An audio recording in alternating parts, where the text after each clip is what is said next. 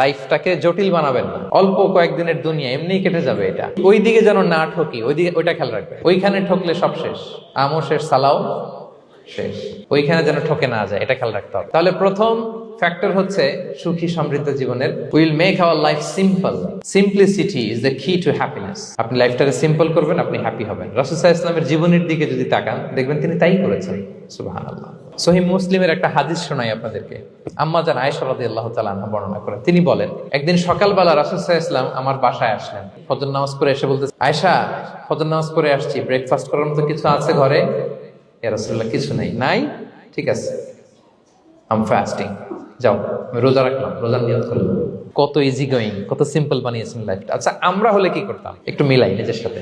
সাধারণত আমরা যেটা করতাম, আমরা অনেকে রেগে যেতাম। প্রিয় ভাইয়েরা, ঘরে কিছু নাই মানে তুমি আগে জানাবা না আমাকে? হ্যাঁ, গত রাতে বললে তো কিছু নিয়ে আসতে পারতাম।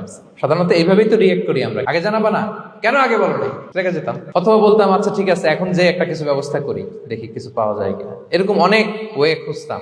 কিন্তু রাসূল সাল্লাল্লাহু আলাইহি ওয়াসাল্লাম এই কোনো অপশন না নিয়ে বললেন, ওকে, there is no food for breakfast, I'm gonna fast fa inni sa'im। ঠিক আছে, খাবার যখন নাই, আমি রোজায় রেখে দিলাম। সুবহানাল্লাহ। এভাবে তিনি তার লাইফ লিড করেছেন। Make your life simple, you'll be happy. জটিল না করে সহজ করুন, আপনি হ্যাপি হবেন।